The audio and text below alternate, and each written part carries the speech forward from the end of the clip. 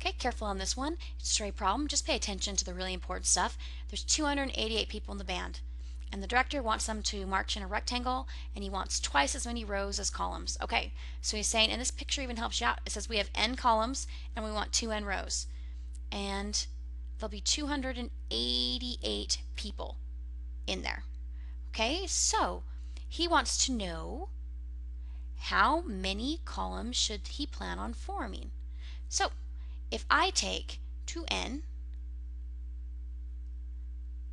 times n, I should get 288. Again, let me tell you why I did that. Okay, pretty much we're doing a little area problem here. We know that there's n columns and there's 2n rows. N represents how many rows, columns there are, okay? And we know there's 288 people altogether. Well, to find the, and that's, they're filling up this area here. To find the area, it's always length times width. So we could do 2n times n, and it has to equal 288. So then we can solve this. This says 2n squared equals 288. Well, I need to get n by itself. So first I must get rid of that 2. So I'm going to divide both sides by 2. And I'm going to get n squared equals 288 divided by 4. That's going to be 144. I need to solve for n, not n squared. The way to undo squaring is through a square root. So I'm going to take the square root of both sides.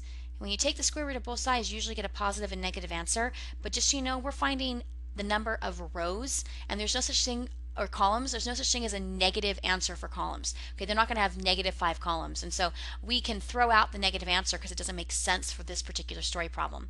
When I take the square root, okay, if you really took the square root of 144, you'd end up with two answers, +12 and -12. 144, you can put this in your calculator, but hopefully this is one you know. It is a perfect square.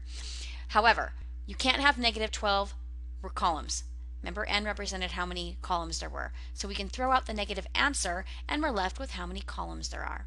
Now notice, they did ask you how many columns, which is 12. They could have been tricky and asked you how many rows. There aren't 12 rows. There were 2 times n rows. So if he asked you how many rows they were, it would actually be 2 times 12. Or 24 rows.